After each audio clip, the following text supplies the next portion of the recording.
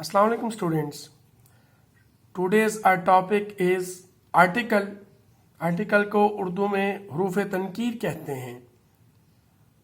हमने पिछली वीडियो में आ और ऐन के बारे में तफसील से पढ़ा था। आज हम दा के बारे में पढ़ेंगे।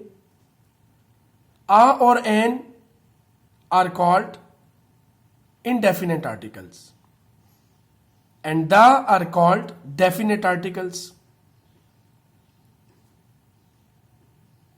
तो आ और एन को हमने जब पढ़ा तो उसमें हमें पता चला कि आ और एन के जो मीनिंग है उर्दू में वो एक के हैं।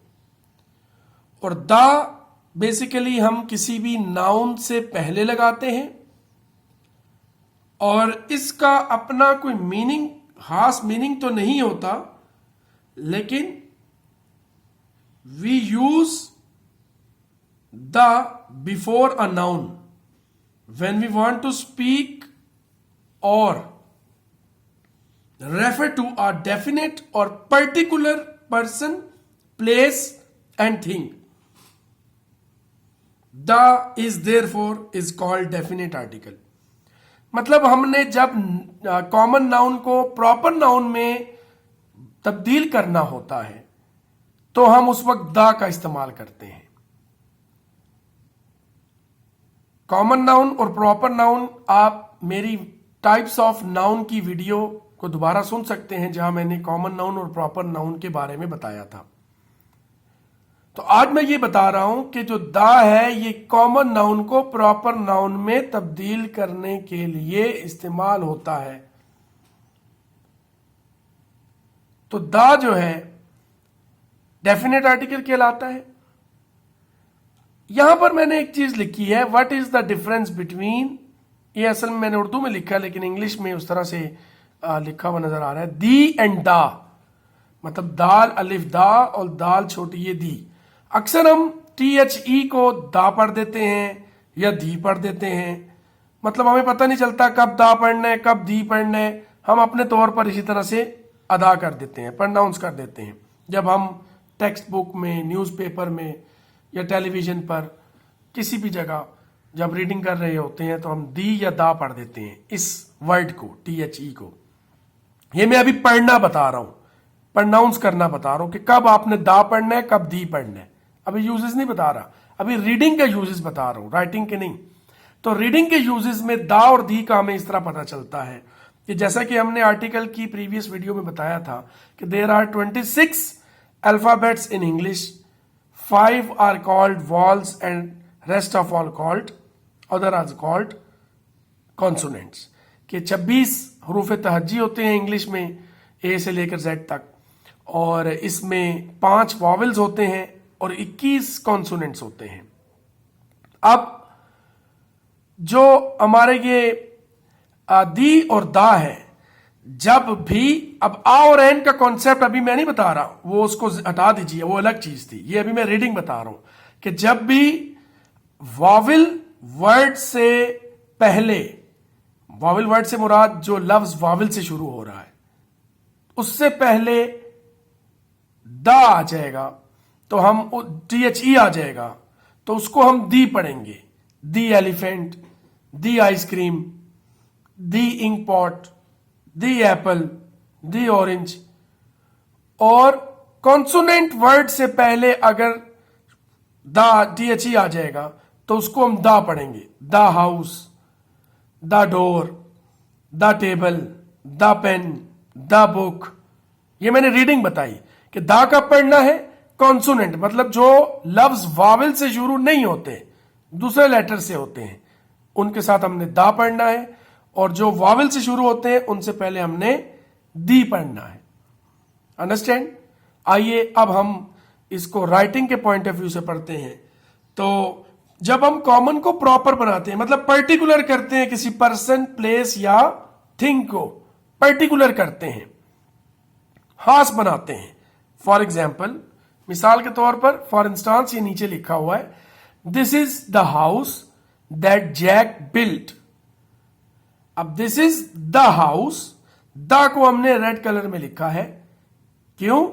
अब हाउस क्या है, ये तो कॉमन है, लेकिन इसको क्या किया गया है, पर्टिकुलर बनाया है।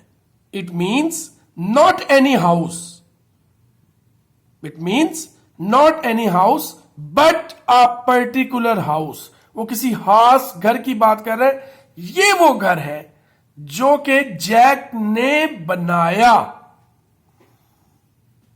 अंडरस्टैंड? दूसरी मिसाल देखिए, put the packet in my shopping bag. अब पैकेट एक कॉमन नाउन है, तो यहां पर भी जो पैकेट है, we similarly like house, we are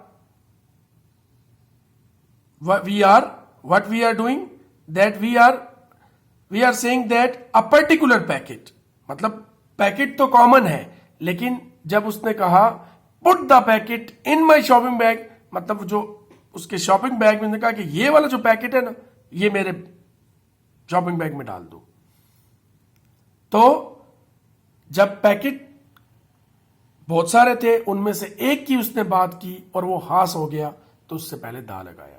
इसी तरह तीसरी मिसाल में देखते हैं, this is the girl who won the race.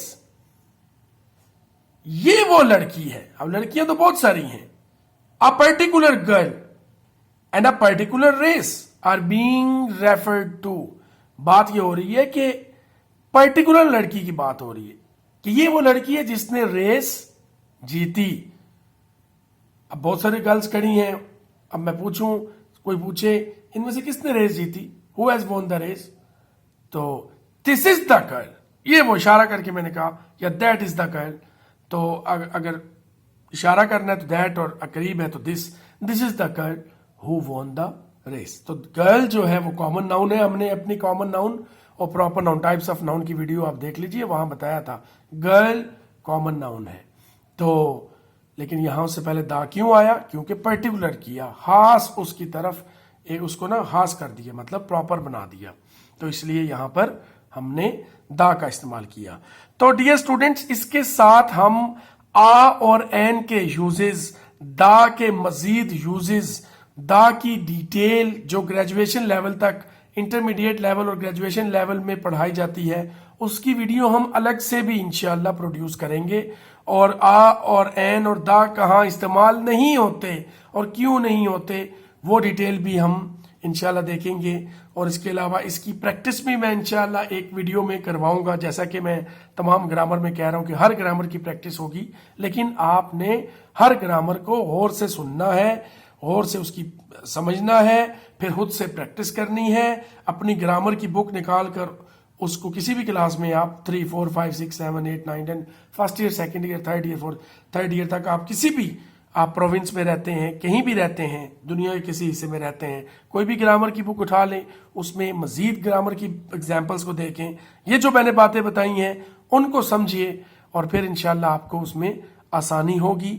और जितनी अच्छी ग्रामर होगी, चूंकि हम नेटिव स्पीकर नहीं है इंग्लिश के, और अब जब भी आप, if you want to learn a second language, so you have to learn first their grammar.